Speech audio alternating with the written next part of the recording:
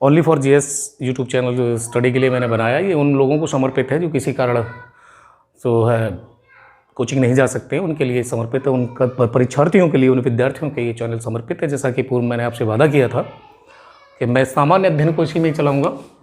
तो सामान्य अध्ययन के तहत यदि हम देखेंगे तो आज हम एक ऐसे विषय को प्रारंभ करने वाले हैं जिससे प्रत्येक एग्जाम में कम से कम 4 से 5 क्वेश्चन होते हैं प्रत्यक्ष रूप से और 2 क्वेश्चन अप्रत्यक्ष रूप से। इवन करंट अफेयर से भी इसमें जो प्रश्नों के आने की प्रबल संभावना रहती है।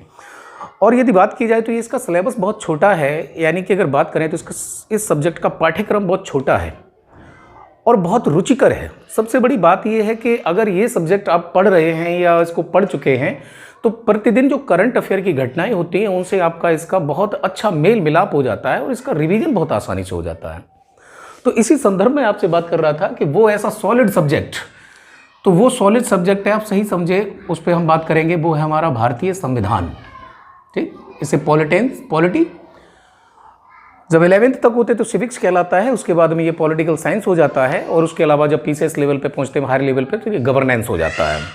ठीक, तो कुल मिलाकर के हम यदि बात करें तो इन्हीं सिस्टम पे आज हमारी बात हो रही है और हम जो है संविधान के बारे में बात करेंगे कि हमारा संविधान क्या कहता है और संविधान क्या है। अब भारी भरकम लेक्चर तो नहीं दूंगा मैं आपको कि संविधान क्या है, संविधान कैसे बना, ये सब डेफिनेशन से आपका कोई लेना देना नहीं है, क्योंकि you are not student of university और not student of board exams. आप कंपटीशन की तैयारी कर रहे हैं तो कंपटीशन में केवल जो है फैक्ट पता होने चाहिए आपको। तो अध्ययन की दृष्टि से देखें तो इसे हम जो है 3-4 सेगमेंट में बांट के देखेंगे और वो 3-4 सेगमेंट हमारे जो हैं वो अलग होंगे। तो सबसे पहले देखते हैं तो संविधान का एक तो हमारा क्या चला जाएगा, संविधान का ऐतिहासिक पृष्ठभूमि, यानी इसकी ऐतिहासिक पृष्ठभूमि देखेंगे तो वो मॉडर्न इंडिया से आपको स्टार्ट हो जाएगी। ऐतिहासिक पृष्ठभूमि आपकी मॉडर्न इंडिया से प्रारंभ होगी, यानी आधुनिक भारत। और आधुनिक भारत में ऐतिहासिक पृष्ठभूमि के अंतर्गत यदि आप देखेंगे तो सबसे पहले 1773 का जो रेगुलेटिंग एक्ट है वहाँ से स्टार्ट करेंगे हम इसको। ये इसका ऐतिहासिक पक्ष है, जैसा कि पुस्तकों में अमूमन ये दे रखा है। अरुचिकर है, बेतरतीब है और पढ़ने में मज़ा नहीं आता इसमें। दूसरी चीज़ यदि हम देखें तो रेगुलेटिंग एक्ट के बाद में आप आएंगे तो 1935 के अधिनियम तक, यानी 1935 का भारत सरकार अधिनियम, भारत सरकार अधिनियम जो है यहाँ तक, तो हम कह सकते हैं कि भारतीय संविधान का जो विकास है, जो ऐतिहासिक पृष्ठभूमि है, वो मुख्य रूप से 1773 से लेकर 1935 के अधिनियम तक मान सकते हैं हम। फिर इसके अलावा एक और इसमें चीज़ आ जाती है और वो चीज़ ये है कि यहीं जब ऐतिहासिक पृष्ठभूमि देखेंगे तो आपको कहीं ना कहीं संविधान सभा का भी अध्ययन करना पड़ेगा। कितने लोग थे, कितनी बैठकें थी, बिल्कुल बेसिक सी बातें होती हैं ये कि संविधान सभा भी देखनी पड़ेगी।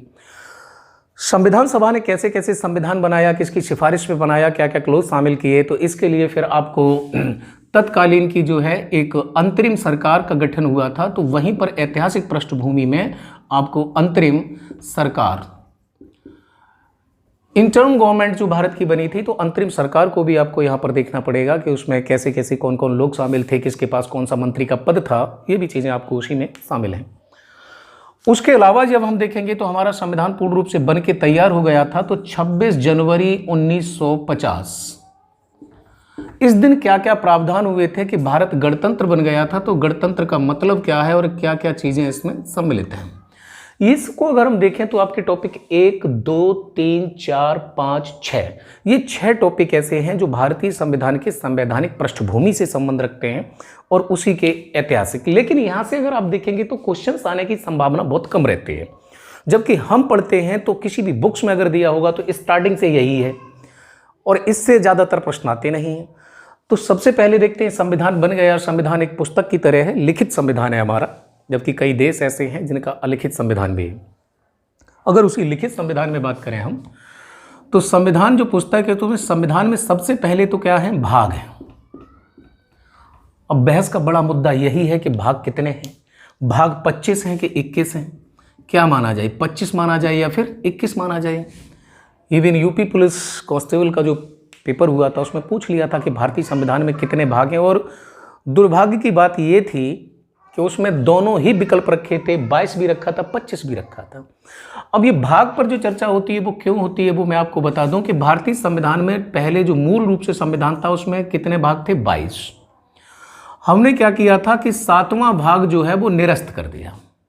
जब 7वें भाग को निरस्त कर दिया तो इनकी संख्या घट करके क्या रह गई? 21। फिर इसमें कुछ नए भाग हमने ऐड किए। उन नए भागों में आप सबसे पहले तो देखेंगे तो एक हमारा भाग है जिसे हम कहते हैं 4 का, और इसे आपको पता है ये कैसा है? फंडामेंटल ड्यूटीज, मौलिक कर्तव्य है इसमें। वहीं पर अगर देखें तो एक भाग जुड़ा हमारा 9 का, जिसमें दिया गया क्या? पंचायत। ये भाग भी हमारा बाद में जुड़ा। फिर बाद में देखेंगे तो यहीं एक भाग और जोड़ दिया जिसे कहते हैं 9 खा। इसका मतलब ये है कि जिस प्रकार से पंचायत है उसी प्रकार से नगर निगम की व्यवस्था की जाएगी। ये भी हो गया। 9 खा के बाद में प्रशासनिक प्राधिकरण के लिए एक नया भाग और जोड़ा गया, प्रशासनिक प्राधिकरण।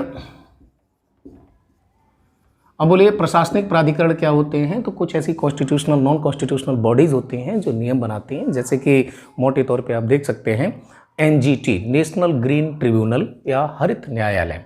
ठीक, तो कुल मिलाकर अगर इनकी संख्या हम देखेंगे तो ये कितने हैं आपके? 4 हैं। 1 2 3 4। अब इन 4 को अगर इसमें ऐड कर दिया जाएगा तो इनकी संख्या जो है वो कितनी हो जाती है? 25 हो जाती है। इस प्रकार से यदि हम देखें तो हम कह सकते हैं कि भारत के मूल संविधान में जो भागों की संख्या थी वो 22 थी, लेकिन 7वां भाग जब हमने निरस्त कर दिया तो भाग रह गए हमारे कितने? 21। और फिर बाद में समय समय पर हमने एडिट करके इसमें भाग जोड़े हैं तो वो कितने हो गए? 4 और 21 मिला के कितने? 25। अब कुल मिला के बात आई कि प्रश्न आता है कि भाग हैं कितने? 22 हैं कि 25 हैं? भाग इसमें से डिलीट हो गया, इसका फैसला 21 बचे, 4 नए जोड़ दिए, 25 हो गए, लेकिन लिखित रूप से अभी ये तक नहीं है। ठीक। दूसरा आता है कि जब भाग देखेंगे तो भाग के बाद में क्या आता है, तो मैं बता दूं कि सबसे पहले तो पार्ट्स हैं, और पार्ट्स के बाद में जो होते हैं वो चैप्टर होते हैं। कि संविधान के जो ज़्यादा भाग बड़े हैं उनको हमने कई खंडों और उपखंडों में विभाजित किया है। तो भाग के बाद में जो दूसरा आता है हमारा वो आते हैं चैप्टर या खंड। चैप्टर अथवा उसे हम एक नया नाम दे देते हैं खंड। और इसके बाद में आते हैं आर्टिकल यानी कि अनुच्छेद।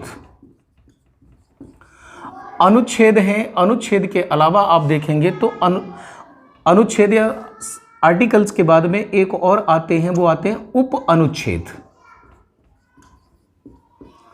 चलिए यहां से भी थोड़ा सा क्लियर कर लें हम। तो अनुच्छेद और उप अनुच्छेद में जो मूलभूत अंतर होता है उसको समझ लीजिए आप सबसे पहले। इसका मतलब ये होता है कि जैसे कि भारतीय संविधान का भाग अगर 4 देखें तो उसमें एक आर्टिकल है 39, और अगर लिखा हुआ है 39A तो ये नया आर्टिकल है।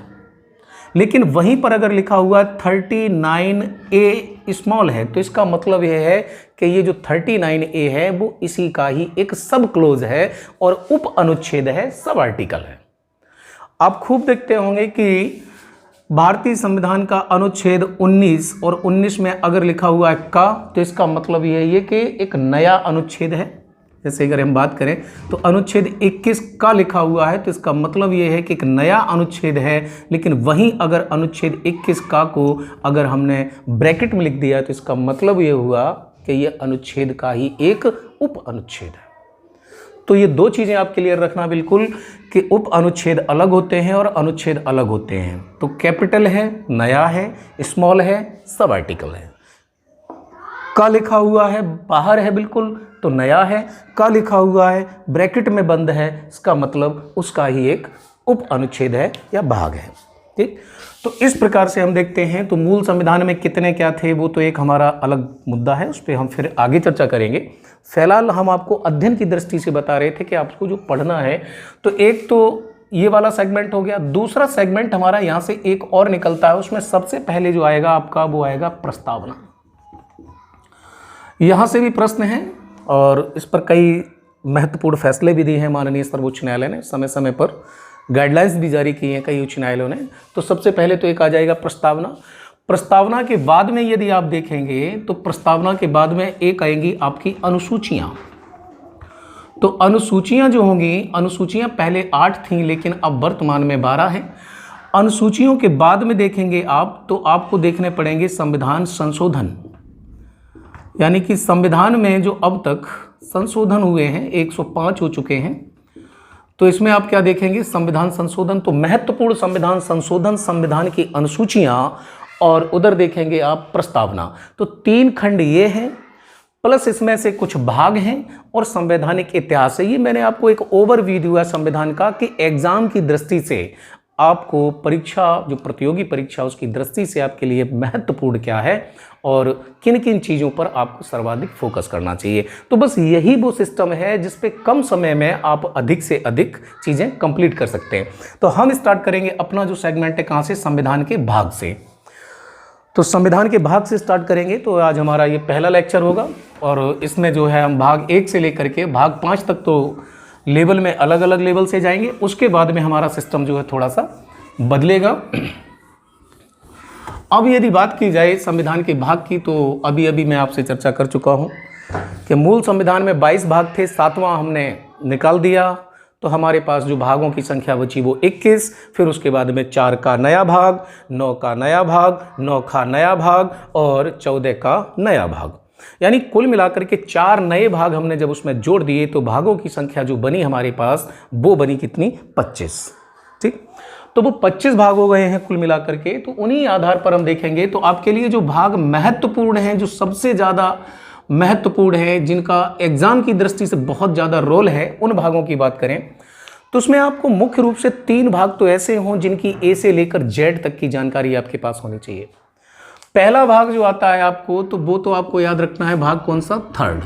और थर्ड में आपको पता है फंडामेंटल राइट्स हैं। वहीं पर सेकेंड में बात करें तो एक भाग आएगा आपका फोर्थ। तो फोर्थ भाग में अगर बात करें तो फोर्थ में आ जाएंगे आपके डीपीएसपी। डीपीएसपी का मतलब है ये राज्य के नीति निदेशक तत्व हैं और इन राज्य के नीति निदेशक तत्वों को हम directive principle of states policies के नाम से जानते हैं। तो हम राज्य के नीति निदेशक तत्व, इतना लंबा चौड़ा सेंटेंस नहीं बोलेंगे, हम शॉर्ट में इसको रखेंगे डीपीएसपी।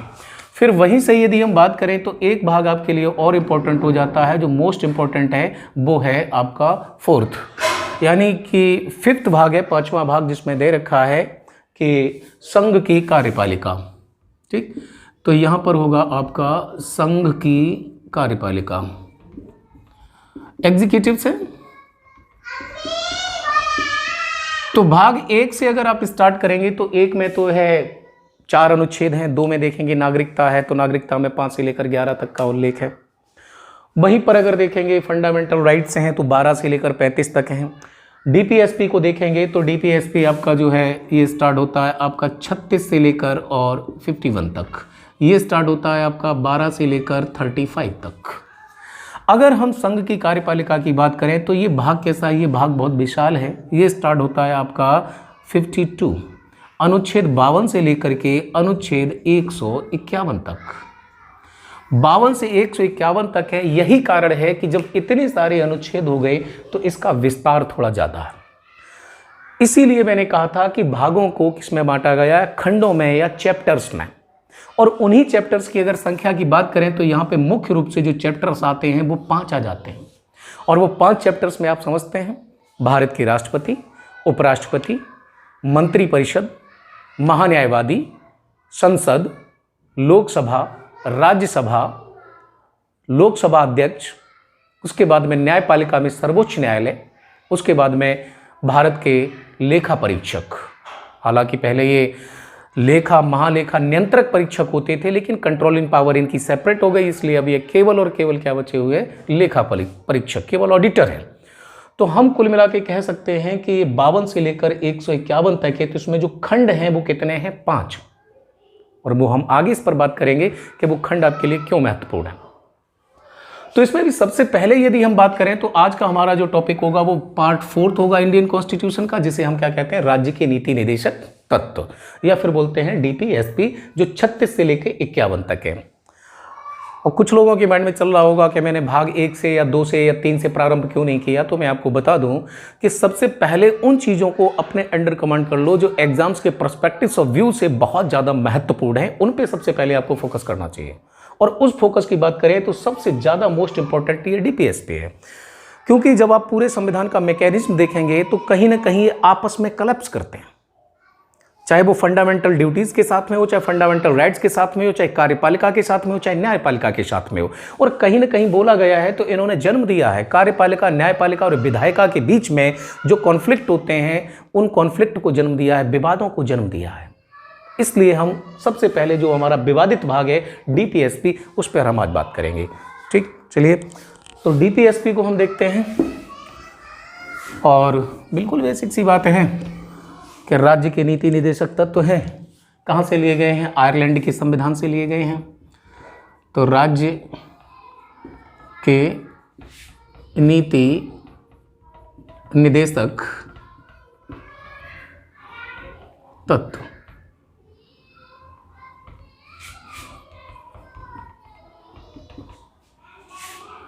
तो राज्य के नीति निदेशक तत्वों की बात करेंगे तो ये लिए गए हैं कहाँ से? आयरलैंड के संविधान से। ये तो पृष्ठभूमि है, बिल्कुल सी बेसिक सी दो बातें याद रहनी चाहिए कि जिस देश के संविधान से लिए हैं उस देश का नाम है आपका आयरलैंड है। इस देश के संविधान से लिए हैं, भाग 4 में इनको रखा गया है। और दूसरी चीज़, इनका उल्लेख जो है वो 36 से लेकर 51 तक है। अब सबसे पहली बात करेंगे तो हम इन पर चलेंगे, तो हम इस पर 3 लेवल से चलेंगे, लेवल 1, लेवल 2, लेवल 3।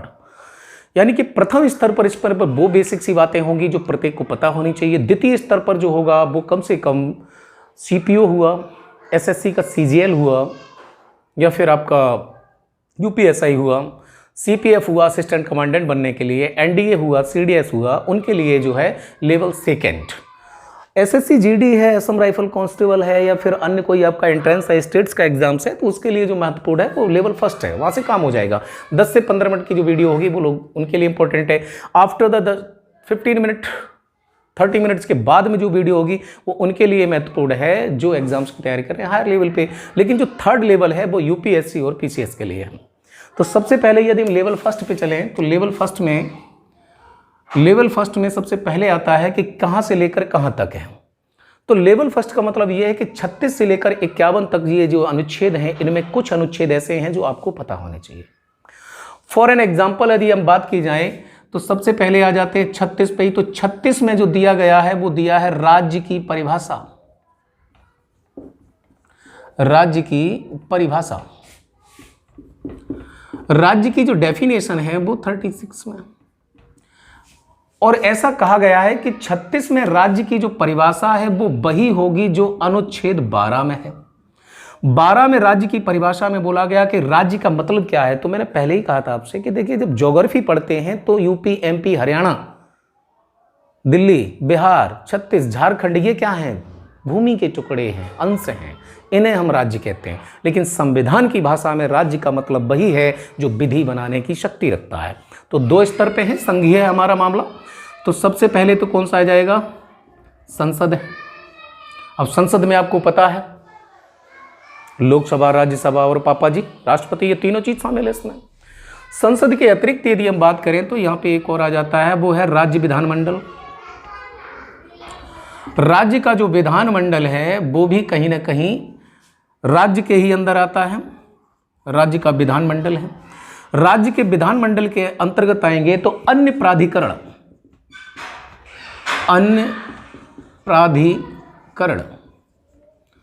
जो अन्य प्राधिकरण हैं वो भी इसमें आते हैं। अन्य प्राधिकरण के मतलब में ये संदर्भ में कहा जाता है कि आप जैसे जानते हैं कि संसद का मुख्य कार्य जो है वो क्या है? विधि का निर्माण करना। विधि निर्माण इसका मुख्य कार्य है। तो विधि का मतलब ये होता है कानून, यानी कि राज्य उन सभी को समझा जाएगा कि जो कानून बनाते हैं, जिन्हें विधि बनाने का, जिन्हें लॉ बनाने का, जिन्हें एक्ट बनाने की अथॉरिटी होती है। चाहे वो कोई संस्था हो, चाहे वो कोई अथॉरिटी हो, चाहे स्टेट लेजिस्लेटिव हो, और चाहे आपका पार्लियामेंट हो। तो ये तीनों चारों चीज़ों को राज्य की परिभाषा के अंतर्गत अनुच्छेद में शामिल किया गया 12 में। और यही बोल दिया गया कि राज्य की परिभाषा वही होगी जैसी अनुच्छेद 12 में है। तो इसका मतलब ये होगा भारतीय संविधान के 2 अनुच्छेद ऐसे हैं जो आपस में कैसे हैं? पैरेलल है। उन पैरेलल में देखेंगे तो कौन सा? 36 और 12। तो 36 की तो कहानी खत्म है। उसके बाद में जो आर्टिकल 37 है, 37 में 3 चीजें हैं। 37 को देखेंगे तो 37 जो है वो हमारा कहता है 3 बातें हैं। यानी कि हम बात कर रहे हैं किस पर? DPSP पर,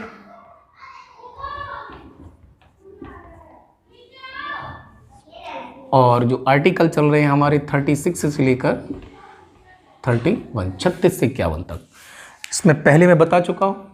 37 जो कहता है वो ये कहता है कि यह है राज्य पर बाध्यकारी नहीं होंगे। बाध्यकारी का मतलब कंपलसरी, बाध्यकारी नहीं है। दूसरा बोला न्यायालय में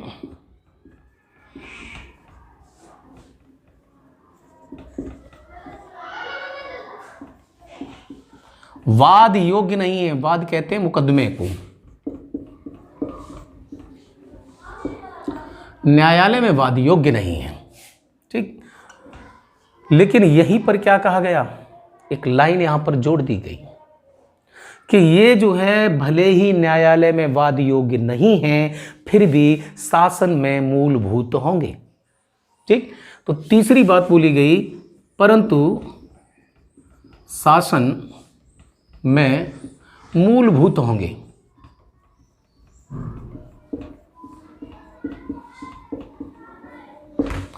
अब कुल मिलाकर समझ सकते हैं आप कि राज्य पर बाध्यकारी नहीं है, यानी कि राज्य पर थोपे नहीं जा सकते हैं, राज्य को विवश नहीं किया जा सकता। दूसरा बोल दिया न्यायालय में वाद योग्य नहीं है, यानी इसका मतलब ये हुआ कि यदि राज्य इनका पालन न करे, राज्य इनका नागरिकों को न दे, तो इनको लेकर के कोई भी नागरिक किसी भी न्यायालय में नहीं जा सकता है।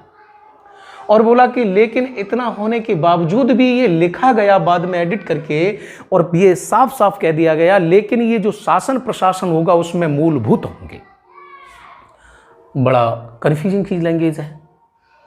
सबसे पहले यदि देखें तो ये वाला जो मामला कहा गया, गारंटी दी गई है कि बोले न्यायालय में इन्हें चुनौती नहीं दी जा सकती है।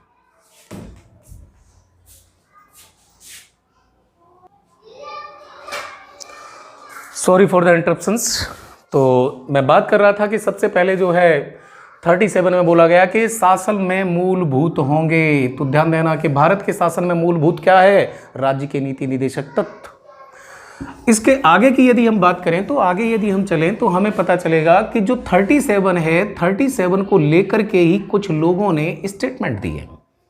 राज्य के नीति निदेशक तत्वों को लेकर के कुछ लोगों ने स्टेटमेंट दिए, जिसमें केसी व्हीलर साहब हैं, ग्रेवलिन ऑस्टिन है, डॉक्टर भीमराव अंबेडकर हैं, और अगर देखें तो कहीं ना कहीं हमारे टीटी रामाकृष्णाचारी हैं, और वहीं पर अगर बात करें तो सबसे फेमस जो है वो केटी शाह है। तो केटी शाह ने कहा कि यह ऐसे बैंक का चेक है, ऐसे बैंक का चेक है जिसका भुगतान बैंक की इच्छा पर निर्भर है, जिसका भुगतान बैंक की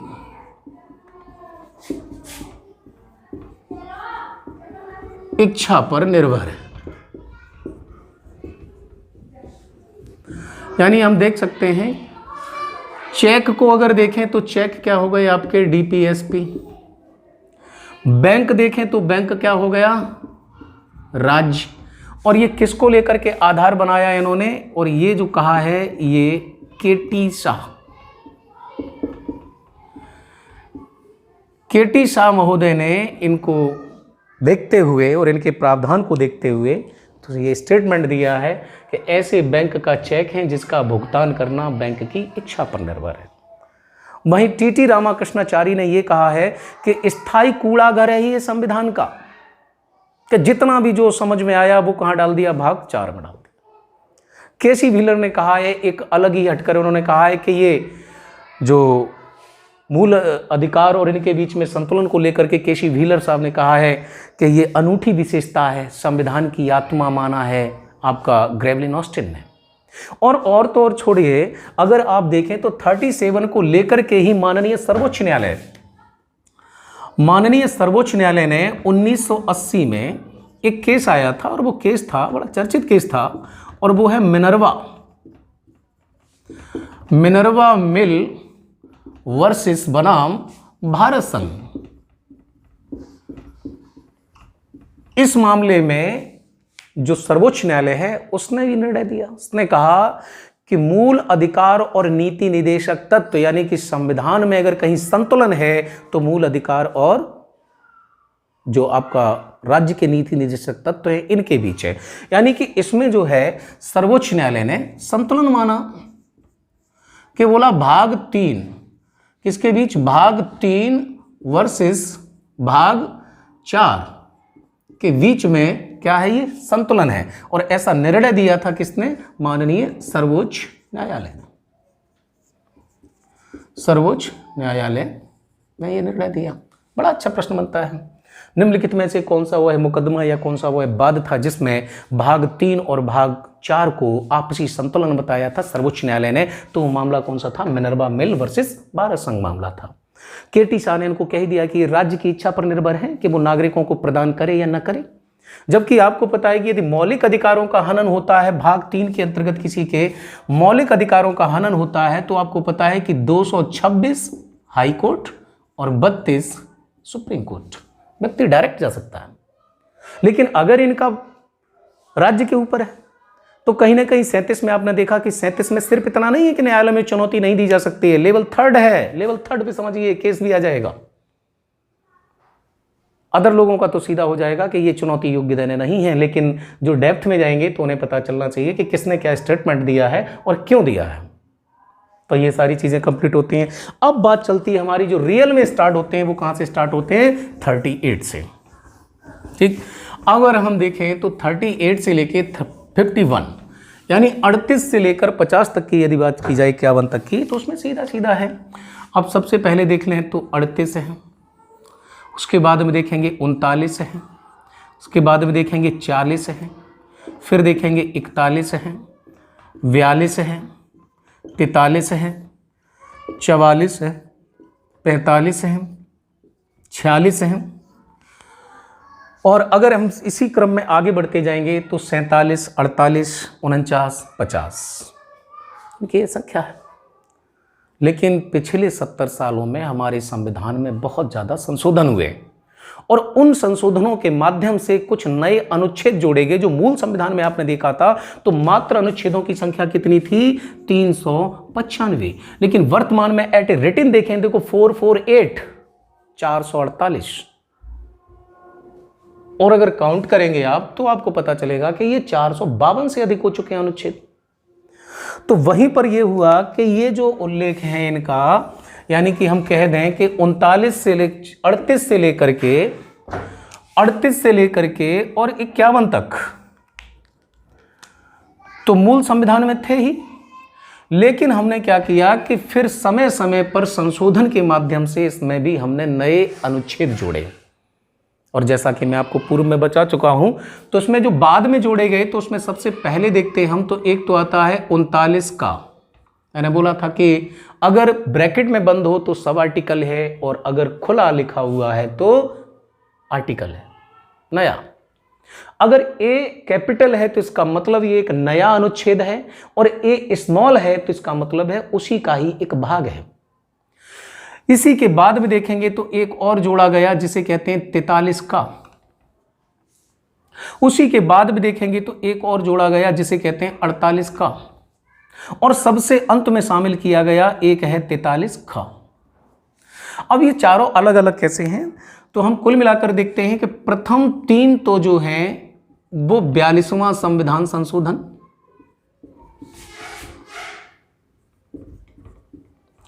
यानी कि प्रथम 3 42वें संविधान संशोधन द्वारा जो जोड़ दिए गए वो 1976।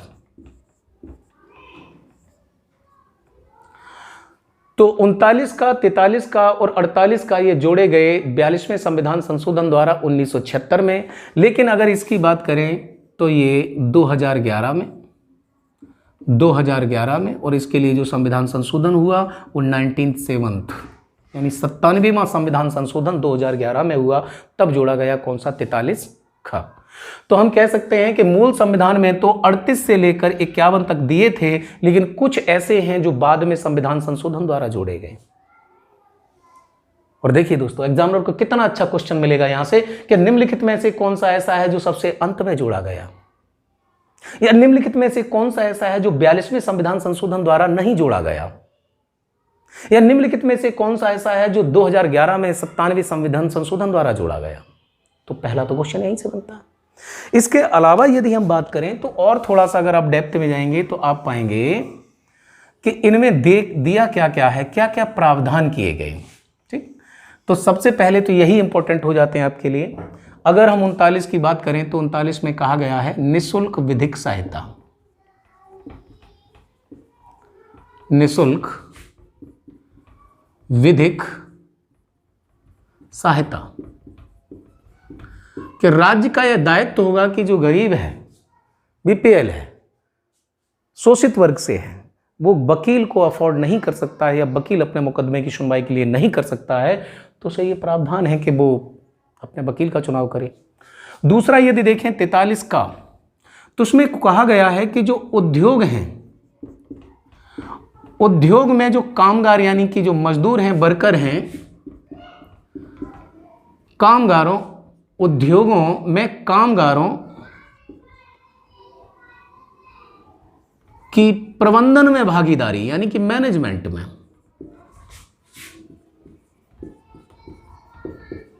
भागीदारी, इसका मतलब ये हुआ,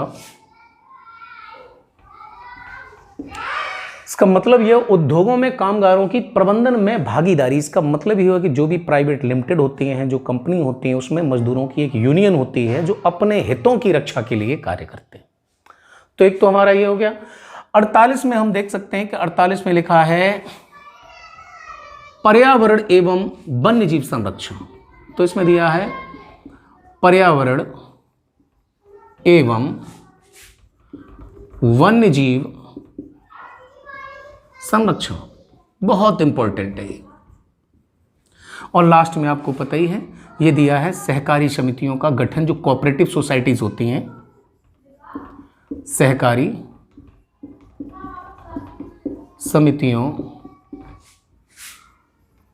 का गठन। हम देख सकते हैं 39 का कुछ अलग कहता है, 43 का कुछ अलग कहता है, 48 का कुछ अलग कहता है और 43 का कुछ अलग कहता है। तो संविधान सभा में बहस चल रही थी तो कई बार डॉक्टर भीमराव अंबेडकर और जवाहरलाल नेहरू और राजेंद्र प्रसाद के बीच में विवाद होता था, क्योंकि जो ड्राफ्टिंग कमेटी के अध्यक्ष थे डॉक्टर भीमराव अंबेडकर, वो ऐसे समाज को देखना चाहते थे जहां आर्थिक सामाजिक न्याय मिल सके, क्योंकि वो ऐसे वर्ग से आए थे। तो इसलिए उन्होंने प्रयास किया था कि कहीं ना कहीं राज्य पे बाध्यकारी किया जाए। अब राज्य पे बाध्यकारी क्यों नहीं बनाया गया? इसलिए क्योंकि भारत को स्वतंत्र हुए थोड़ा ही समय हुआ था और ये बाध्यकारी कर दिए जाते तो भारत के पास इतना धन नहीं था कि वो इस कल्याण के लिए कार्य कर सकता। अब हम बात करेंगे हमारी, तो 38 से लेकर के 51 तक आपको कौन कौन से महत्वपूर्ण आर्टिकल हैं जो आपको याद रखने हैं, उस पर हम अगले सेगमेंट में चर्चा करेंगे।